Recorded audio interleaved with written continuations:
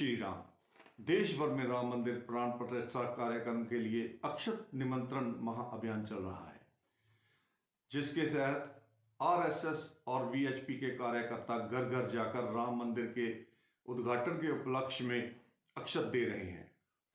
निर्माणाधीन मंदिर के गर्भगृह में 22 जनवरी 2024 को रामलला की प्राण प्रतिष्ठा होनी है।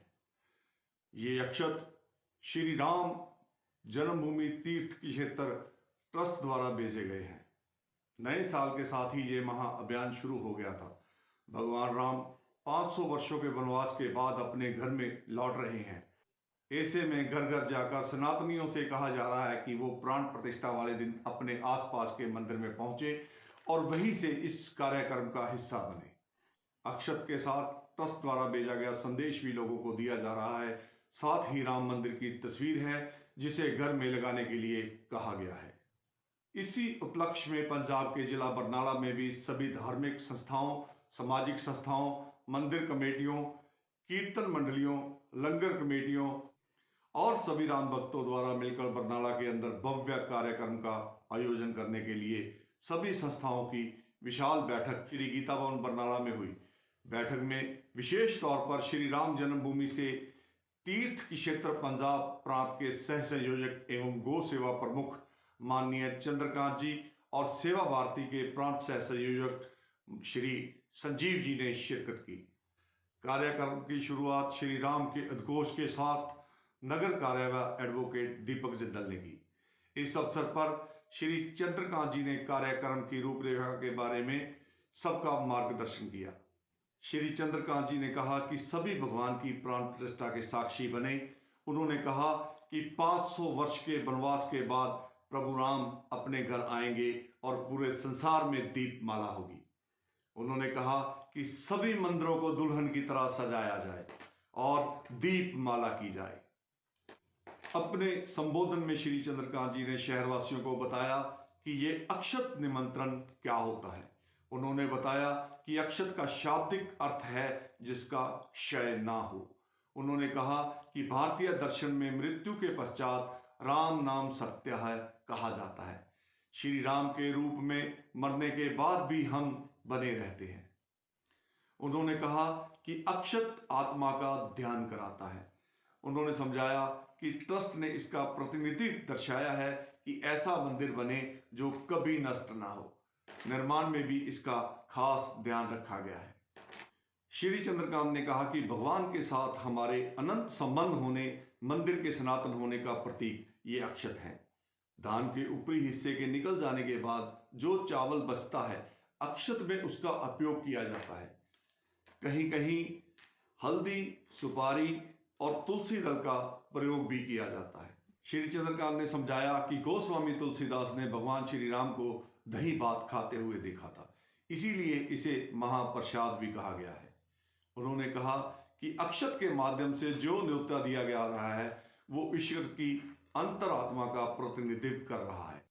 धान का ये हिस्सा धन्यता की ओर ले जाए, इसकी कामना की जाती है।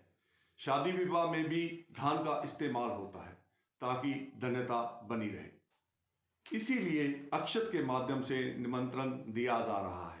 राम मंदिर के उद्घाटन के समय पर आपत्ति करने वालों को श्री चंद्रकांत ने बताया कि रामलला की मूर्ति स्थापित करने के लिए क्यों चुना गया है 22 जनवरी का ही दिन। सनातनी कैलेंडर के अनुसार 22 जनवरी को पोष मास के शुक्ल पक्ष की द्वादशी तिथि है। नक्षत्र मृगशिरा व जोग ब्रह्मा सुबह 8:47 तक है। इसके बाद इंद्र जोग लगेगा। ज्योतिषियों के अनुसार 22 जनवरी को कर्म द्वादशी है। यह द्वादशी भगवान विष्णु को समर्पित है। कहा जाता है कि इस दिन भगवान विष्णु ने कछुए का रूप धारण किया था। धर्म ग्रंथों के अनुसार इसी दिन भगवान विष्णु ने कछुए का अवतार लेकर समुद्र मंथन में सहायता की थी। भगवान श्री राम भगवान विष्णु के अवतार हैं, इसीलिए इस दिन को राम मंदिर के उद्घाटन के लिए बेहद शुभ माना जा रहा है। ज्योतिष शास्त्र के मुताबिक 22 जनवरी को कई शुभ योग बन रहे हैं। इस दिन 3 शुभ योग बन रहे हैं: अभिजीत मुहूर्त, स्वार्थ सिद्धि योग, अमृत सिद्धि योग और रवि योग। यह दिन किसी भी शुभ कार्य करने को बहुत ही शुभ माना जाता है। इन योगों में कोई भी कार्य करने से व्यक्ति को सभी प्रकार के कार्यों में सफलता मिलती है। धार्मिक मान्यताओं के मुताबिक अभिजीत मुहूर्त, स्वार्थ सिद्धि योग और अमृत सिद्धि योग के दौरान प्रभु श्री राम का जन्म इन्हीं शुभ मुहूर्त के दौरान हुआ था। इस शुभ अवसर पर आचार्य श्रीनिवास जी, प्रदेश अर्चित पुरोहित स्वामी सहज प्रकाश जी, विरसा संभाल मंच के प्रांत संयोजक श्री राम कुमार व्यास जी और भाजपा नेता श्री धीरज दद्दाहूर, विश्व हिंदू परिषद के यशपाल शर्मा, गीता भवन ट्रस्ट के बसंत कुमार गोयल जी और मिशन न्यू इंडिया के राष्ट्रीय महामंत्री डॉक्टर राकेश पुंज, श्री राजेंद्र गार्गी, श्री भारत मोदी, बजरंग दल के पंजाब सह संयोजक नीलमणि समादिया, श्री महाशक्ति कला मंदिर के जिम्मी मित्तल जी, अनिल दत्त जी, प्रवीण सिंगल, सुभाष जिंदल और भाजपा जिला अध्यक्ष यादविंदर शंटी, ब्राह्मण सभा बरनाला के पूर्व अध्यक्ष राहुल बाली, म्यूजिक डायरेक्टर विनोद शर्मा और एडवोकेट विशाल शर्मा इत्यादि उपस्थित थे। और अगली बात मैं जो कहने जा रहा हूं, कल से नहीं तो परसों से लेकर एक दिन और बाद 18 से 21 तारीख तक हमारे सबके पैरों में घुंघरू बंधने चाहिए हनुमान जी की तरह, घुंघरू बंधने। वाह, केवल एक ही काम, मेरे राम अपने धाम आ रहे हैं। अवध नरेश का अवध प्रवेश हो रहा है, और प्रवेश ही नहीं, मेरे रामलला के विराजित होने जा रहे हैं, उनकी प्राण प्रतिष्ठा हो रही है। साक्षी होगा पूरा संसार, प्रवेश की साक्षी होगी उस दिन के लिए। तो करना क्या है, जहां जहां कार्यक्रम है, जहां 11 से 1, पहले तो एक बात सुनो, 11 से 1 मेरा कुछ काम नहीं, मैं राम जी की प्राण प्रतिष्ठा का साक्षी बनूंगा, एक पल की भी देरी ना हो। वैसे तो उससे पहले भजन कीर्तन सुंदरकांड जो भी होगा, लेकिन 11 से तब तक ही लगा के मेरी माला हाथ में होगी, मनी मन जाप होगा, श्री राम जय जय राम, विजय मंत्र का जाप और रामलला का 11 से 1 बिल्कुल साक्षी होकर के हम वो देखेंगे। लेकिन उससे पहले करना क्या है, तो उससे पहले जो करना है, मंदिर जहाँ भी कार्यक्रम है और साफ सुथरा वातावरण, अयोध्या की तरह सजा देना वो जगह को। 5 दिन 6 दिन हमारे पास है, बहुत सुंदर, दिव्य भव्य, ऐसा सुंदर, जैसे कितना सुंदर लग रहा है गीता भवन, ऐसे ही और सारी बिछावन, बैठना, ये वो, लंगर का कौन देखेगा, व्यवस्था कौन देखेगा, प्रसाद का कौन देखेगा, मंच का कौन देखेगा, एलईडी का कौन देखेगा, दीपक का कौन देखेगा, और सारी रंगोली का कौन देखेगा, एक एक छोटी छोटी मानवीय सारी चीजों को हम ये समझ लें। देखो माताओं बहनों, आपको पता होगा, सभी का सुना है ना, देखो मैं जरूर जाऊंगा, हमारे समरसता के प्रमुख बैठे हैं संजीव जी। सामाजिक समरसता का सबसे बड़ा कोई उदाहरण है तो मेरी मानस है, मेरे राम है, मेरे बाबा तुलसीदास जी। इतना सुंदर भगवान वाल्मीकि जी ने जो रामायण लिखी 10,000 साल पहले, राम जी की 10,000 साल पहले तो वाल्मीकि जी ने रामायण लिखी, और उसी रामायण को आधार लेकर के बाबा ने क्या सुंदर, उसी बाबा का जीवन पढ़ के देखो। राम जी का, जैसे मैं कह रहा 14 वर्ष का वनवास, ये मैं कह रहा कि अभी अक्षत वितरण की है। असल ਦੇ ਵਿੱਚ ਕੀ ਹੈ, ਇਹ ਸਨਾਤਨ ਸੰਸਕ੍ਰਿਤੀ ਦਾ ਇਹ ਜਿਹੜਾ ਬੋਲਬਾਲਾ ਪੂਰੀ ਦੁਨੀਆ ਦੇ ਵਿੱਚ ਹੋ ਰਿਹਾ, ਇਹ ਸਾਡਾ ਬਰਨਾਲਾ ਕਿਤੇ ਪਿੱਛੇ ਰਹਿ ਗਿਆ। ਇਸ ਲਈ ਅਸੀਂ ਸਭ ਤੋਂ ਪਹਿਲਾ ਕੰਮ ਤਾਂ ਸੀਗਾ ਹਰ ਪਰਿਵਾਰ ਦੇ ਘਰ ਅਕਸ਼ਤ ਪਹੁੰਚਾਉਣਾ।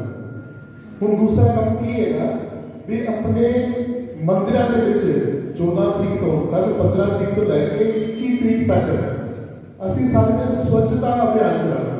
ਉਹਦੇ ਵਿੱਚ ਆਪਣੇ ਮੁਹੱਲੇ ਦੇ ਕੁਝ ਨੌਜਵਾਨ, ਕੁਝ ਪਰਿਵਾਰ ਦੇ ਬਾਕੀ ਸਦस्य ਜਿਹੜੇ ਕਦੀ ਮੰਦਿਰ ਹੀ ਨਹੀਂ ਆਏ ਸੀਗੇ, ਉਹਨਾਂ ਨੂੰ ਮੰਦਿਰ ਬੁਲਾਉਣਾ, ਕਿਸੇ ਨਾ ਕਿਸੇ ਤਰੀਕੇ ਨਾਲ ਨਿਮੰਤਰਣ ਦੇਣਾ, ਕਿਉਂਕਿ ਆਪਣੀ ਸੰਸਕ੍ਰਿਤੀ ਜਿਹੜੇ ਦੂਰ ਹੋ ਗਏ ਸੀਗੇ ਉਹਨਾਂ ਨੂੰ ਜੋੜਨਾ। ਇਸ ਨੂੰ ਸਮਝੋ, ਇਸ ਦੇ ਪਿੱਛੇ ਮਰਮ ਕੀ ਹੈ, ਉਦੇਸ਼ ਕੀ ਹੈ। ਫਿਰ ਦੂਸਰਾ, अपने मंदिरों के आले द्वारे कुछ भजन संध्या के कार्यक्रम हो सकते हैं। फिर उन्होंने कार्यक्रमों के 100-150 लोग इकट्ठे करके शाम को हनुमान चालीसा का पाठ करना।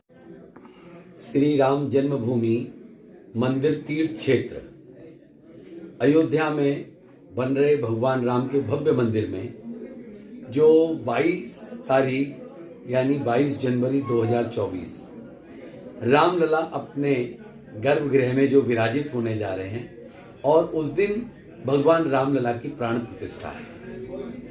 उससे पहले जो पूरे संसार में, मैं केवल भारत नहीं कह रहा, पूरे संसार में एक जो दिव्य भव्य वातावरण बन रहा है राम में, पूरी हर शहर, हर प्रांत, भारत, संसार, जिधर देखो उधर राम जी की ही चर्चा चल रही है। और क्यों ना चले, ईशोपनिषद का जो पहला सूत्र है वो कहता है तेन तो तेन भुंजी था, ये सारी सृष्टि मेरे राम की है, तुदियम वस्तु गोविंदम, मैं तो उसकी चीज मान के उपयोग कर रहा हूं। जो रामलला 14 वर्ष यानी भगवान राम 14 वर्ष का वनवास पूर्ण करके आए तो अयोध्या में दीपावली मनाई गई थी, और आज मेरे रामलला 500 वर्ष का वनवास पूर्ण करके आज अपने जन्मभूमि पर भव्य मंदिर में विराजित होने जा रहे हैं। और उस मंदिर के भूतल में, गर्भगृह में रामलला की प्राण प्रतिष्ठा होने जा रही है।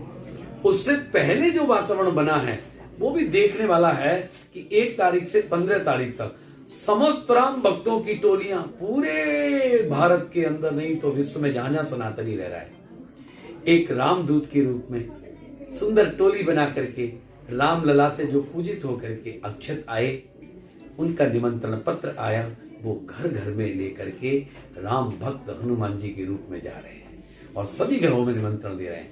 बहुत सुंदर वातावरण, और वास्तव में राम हमारी समरसता के प्रतीक है, राम हमारी आन बान शान जान प्राण है, राम हमारे, हम राम के हैं, ऐसा सबको नजर आ रहा है। ठीक है, कुछ कारणों से कोई कुछ कहते हो, लेकिन राम तो सबके हैं, बिल्ली के भी हैं, वो निषादराज गुहा के भी हैं, वो केवट के भी हैं, वो अहिल्या के भी हैं। जिधर देखो वनवास में कितने लोगों का उद्धार किया।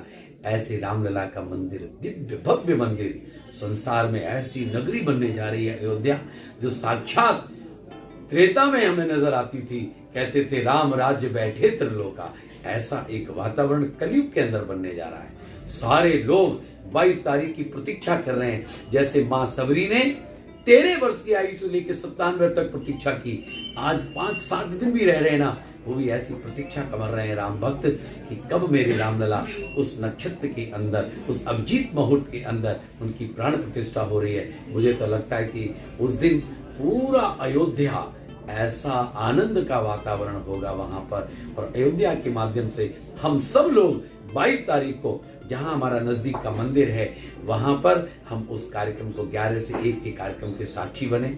और हम ही नहीं, पूरा संसार, और पूरा संसार ही नहीं तो देवता गण भी, देवी देवता सब आकाश से उस कार्यक्रम को, उस प्राण प्रतिष्ठा के कार्यक्रम को देखेंगे कि मेरे प्रभु, मेरे रामलला वो विराजित होने जा रहे हैं अपने जन्मभूमि अयोध्या में। रामलला का जो भव्य मंदिर बन रहा है, उस मंदिर के अंदर उनकी प्राण प्रतिष्ठा होने जा रही है। आओ हम सब मिलके, मैं तो एक बात कहता हूं कि अब जितने दिन बचे हैं, जितने दिन भी बचे हैं, उतने दिन हमारे पैरों में घुंघरू बंध जाएं और हम राम काज के लिए निकल पड़े।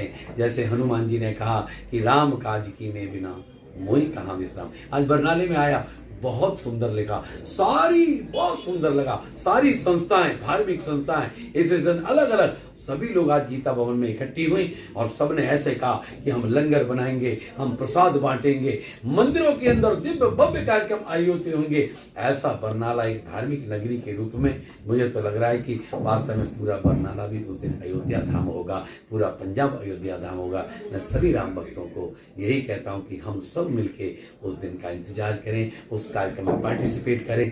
11 से 1 सारे काम छोड़ दो, केवल टकटकी लगा के श्री राम जय राम उस अभिजीत मुहूर्त को देखें, उनकी प्राण प्रतिष्ठा को देखें। जय जय सिया राम, जय जय सिया राम। जय श्री राम। ਸਾਨੂੰ ਸਭ ਨੂੰ ਪਤਾ ਹੈ ਅਯੁੱਧਿਆ ਵਿੱਚ ਸ਼੍ਰੀ ਰਾਮਚੰਦਰ ਜੀ ਦਾ ਮੰਦਿਰ ਜੋ 496 वर्ष बाद भगवान रामचंद्र जी की प्राण प्रतिष्ठा हो रही है, उस दे विच अक्षत वितरण राही सब लोगों को असी ਉਸ कार्यक्रम ਵਿੱਚ ਭਾਗ ਲੈਣ ਵਾਸਤੇ ਕਹਿ ਰਹੇ ਹੈ ਤੇ ਜਿਹੜੇ ਅਕਸ਼ਤ ਹੈ ਭਗਵਾਨ ਸ਼੍ਰੀ ਰਾਮਚੰਦਰ ਜੀ ਵੱਲੋਂ ਹੀ ਪੂਰੇ ਸਮਾਜ ਵਿੱਚ ਵੰਡੇ ਜਾ ਰਹੇ ਹੈ ਤੇ ਅਸੀਂ ਉਸ ਮੁਹੱਲੇ ਦੇ ਜਿਹੜੇ ਮੰਦਿਰ ਨੂੰ ਹੀ ਅਯੁੱਧਿਆ ਮੰਨ ਕੇ ਉੱਥੇ ਹੀ कार्यक्रम ਜਿਹੜਾ ਹੈ ਉਹ ਲਾਈਵ ਟੈਲੀਕਾਸਟ ਅਯੁੱਧਿਆ ਤੋਂ ਸਵੇਰੇ 11 ਵਜੇ ਤੋਂ ਲੈ ਕੇ 1 ਵਜੇ ਤੱਕ ਇਹ कार्यक्रम ਰਹਿਣ ਵਾਲਾ 500 ਸਾਲ ਬਾਅਦ ਭਗਵਾਨ ਰਾਮਚੰਦਰ ਜੀ ਦੀ ਜਿਹੜੀ ਆਰਤੀ ਹੈ ਉਸ ਆਰਤੀ ਵਿੱਚ ਪੂਰਾ ਹਿੰਦੁਸਤਾਨ ਪੂਰੀ ਦੁਨੀਆ ਦੇ ਸਾਰੇ ਹਿੰਦੂ ਲੋਕ ਜਿਹੜੇ ਹੈ ਇਸ ਆਰਤੀ ਦੇ ਸਹਿਭਾਗੀ ਬਣਨਗੇ ਸਾਖੀ ਬਣਨਗੇ ਔਰ ਇਹ ਜਿਹੜਾ कार्यक्रम ਲਗਭਗ ਬਰਨਾਲੇ ਦੇ ਵਿੱਚ ਅਸੀਂ 20,000 ਲੋਕਾਂ ਤੱਕ ਅਸੀਂ ਸੰਪਰਕ ਕੀਤਾ ਹੈ। ਬਰਨਾਲੇ ਦਾ ਕੋਈ ਮੰਦਿਰ ਨਹੀਂ ਹੈ ਜਿਹੜਾ ਇਹ ਅਛੂਤਾ ਹੈ।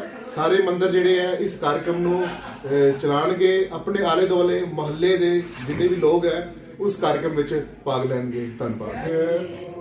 ਸਾਡੇ ਪੰਜਾਬ ਦੇ ਜਿਹੜੇ ਰਾਮ ਮੰਦਿਰ ਦੇ ਪ੍ਰਮੁੱਖ ਨੇ ਉਹ ਸ਼੍ਰੀ ਚੰਦਰਕਾਂਤ ਜੀ ਰਾਜਗੀਤ ਭਵਨ ਦੇ ਵਿੱਚ ਇੱਕ ਬੈਠਕ ਰੱਖੀ ਗਈ ਹੈ ਜਿਹਦੇ ਵਿੱਚ ਲੋਕਾਂ ਨੂੰ 22 ਜਨਵਰੀ ਦਾ ਪ੍ਰਾਣ ਪ੍ਰਤਿਸ਼ਠਾ ਪ੍ਰੋਗਰਾਮ ਕਿਸ ਤਰੀਕੇ ਨਾਲ ਮਨਾਉਣਾ ਹੈ ਉਸ ਵਾਸਤੇ ਸਾਡੇ ਸਭੀ ਸਨਾਤਨੀਆਂ ਨੂੰ ਉਤਸ਼ਾਹਿਤ ਕਰਨ ਵਾਸਤੇ ਉਹਨਾਂ ਦੇ ਇੱਥੇ ਗੀਤਾ ਭਵਨ ਦੇ ਵਿੱਚ ਆਗਮਨ ਹੋਇਆ ਹੈ ਤੇ ਉਹਨਾਂ ਨੇ ਸਾਰੀ ਜਨਤਾ ਨੂੰ ਆਹਵਾਨ ਕੀਤਾ ਹੈ ਕਿ ਇਹ ਜਿਹੜਾ 500 ਸਾਲਾਂ ਦਾ ਸੰਘਰਸ਼ ਸੀ ਸਾਡਾ ਇਹ ਅੱਜ ਪੂਰਾ ਹੋ ਗਿਆ ਹੈ ਤੇ ਭਗਵਾਨ ਰਾਮ ਆਪਣੇ ਸ਼੍ਰੀ ਵਿਗ੍ਰਹਿ ਦੇ ਵਿੱਚ ਵਿਰਾਜਮਾਨ ਹੋ ਰਹੇ ਹੈ।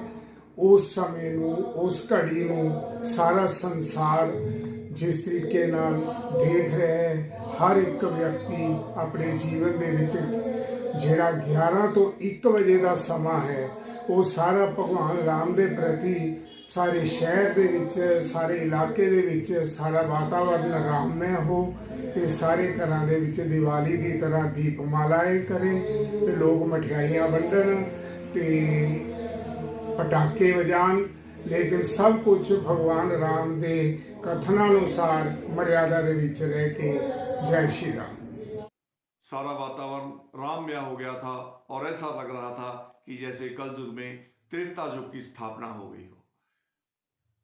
जय श्री राम।